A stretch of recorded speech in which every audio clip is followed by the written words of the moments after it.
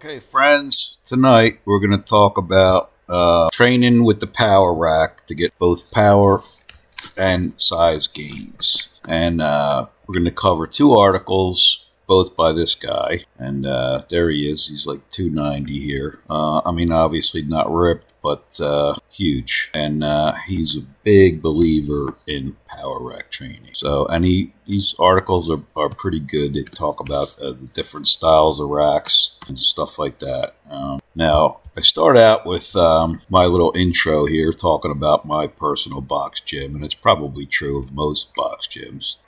But they have a bunch of really nice power racks, and I'll show you a picture. It's like a whole wall. There it is. All the way down the wall, and then you see there's a little partition wall there, and there's a couple different style power racks down there. So plenty of power racks. But most of what I see people in the gym doing, as I start to talk about here, is just, using it for safety purposes. And yeah, it's great for that. That's beautiful. If you're going to handle free weights safely, especially by yourself, that's the only way to do it. Smith machine, kind of, sort of. But here's this first article with thoughts on the power rack. And so he goes into, I'll let you read, but he goes into some pretty serious routines here. It's not just every once in a while do it using the power rack.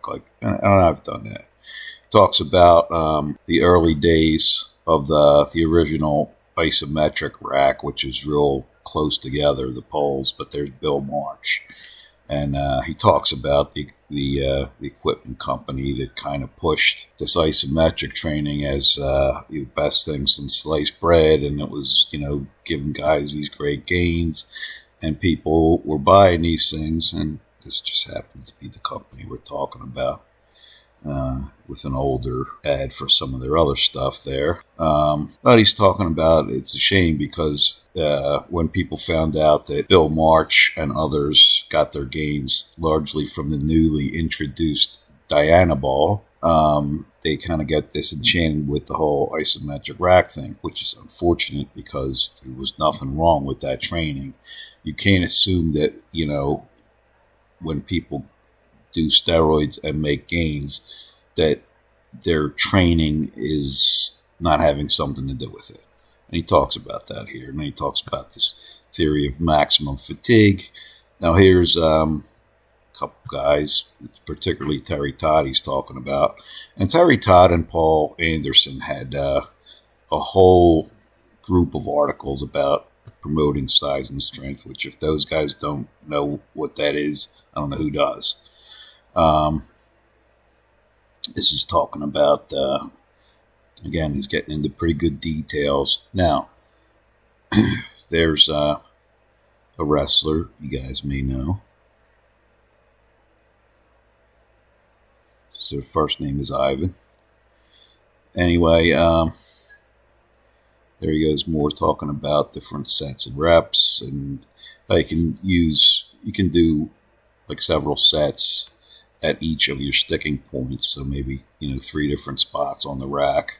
And actually I do, at the end, here you go. There's a guy doing bottom up squats, which I've done. So it obviously helps you drive from the bottom because you're coming up under it, and being in parallel position or below as you start. That's pretty tough. But again, you have to know what your goals are. There's different types of training routines for pure power. That's pretty crazy right there.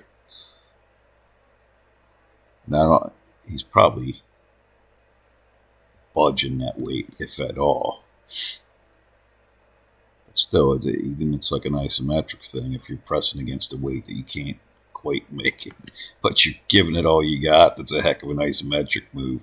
Here's the old iso rack with Tommy Kono in it. That's he worked with Mr. Hoffman, New York folks.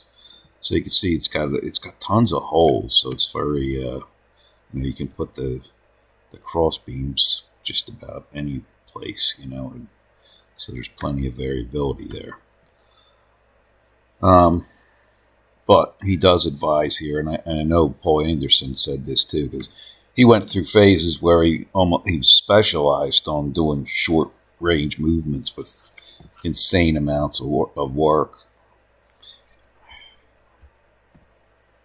And just doing that and not doing the conventional lifts. He said it didn't pan out that well. He had to keep doing the conventional lifts along with the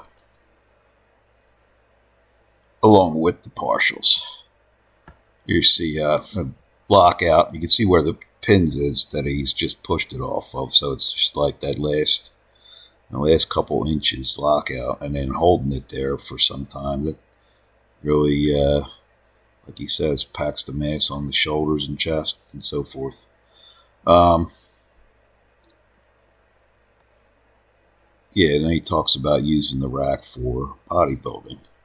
Again, it's all here, and I tried to slow it down a little bit. This is not a power rack per se, but this is the old school where it was just like pipes with fittings and a square thing. But then you had this was like the early version of the Smith machine, kind of predecessor to it. But those, it serves itself well for bodybuilding. There's Ivan again doing, and he was quite beefy, as you can see, but he was strong too. And I had a video of him training with, I think, Doug Young, actually.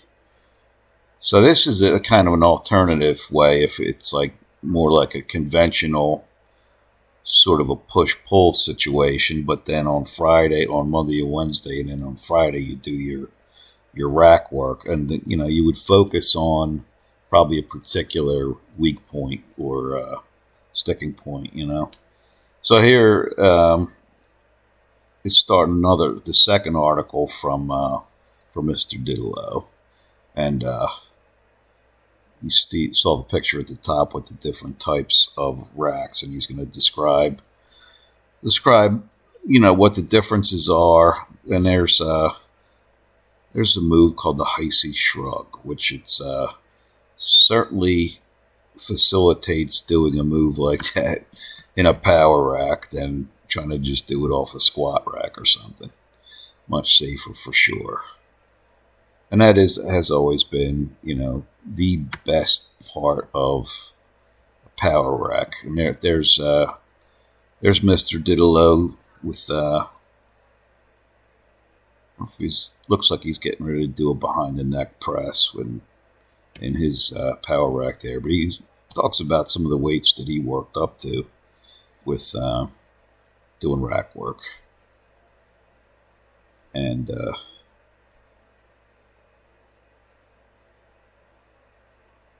they're in every gym, especially these days. So, and if you have a home gym, you really kind of have to have one. Now, this is, one of those old school ones that probably Bob Peoples had, and we'll show it. Not probably, he definitely did it, made it.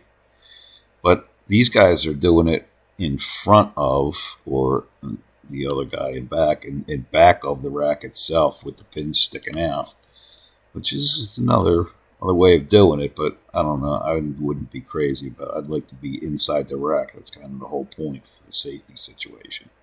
I guess if you were doing a bodybuilding type move, would be okay. Now here is, you can probably tell from the head, is Bill West.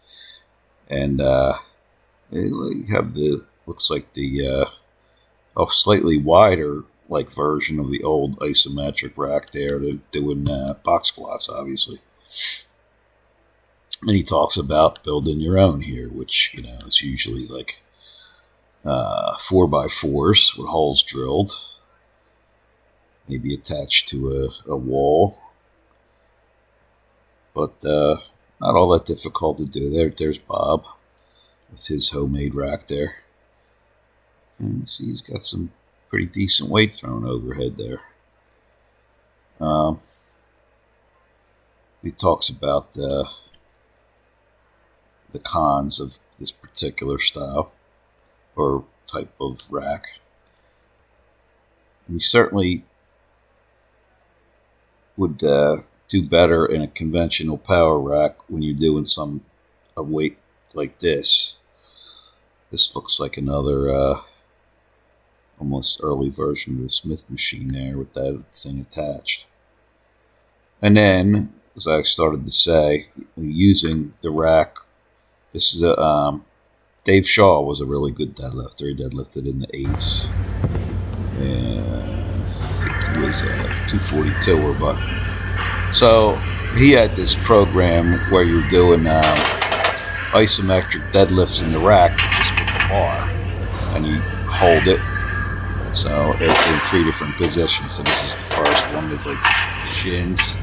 You hold it for like a count of 5 Mississippi on each one, and you do so 3 counts of that in each position.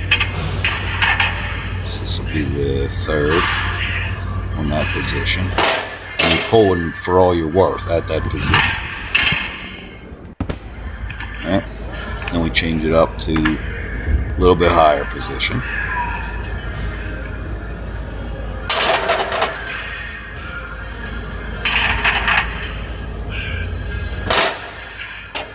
Same thing. See, I'm just below the knees here, and I'm going to pull it for 3 sets of 5 seconds.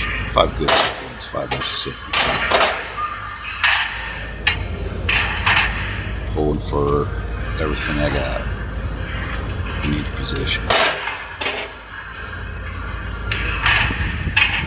It's a lot easier, I think, on the joints, this type of training, than you could be doing that same thing with a bar loaded with 400 pounds or whatever, and obviously going to be a lot more wear and tear.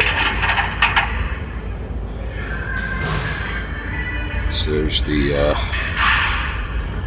just below lockout position.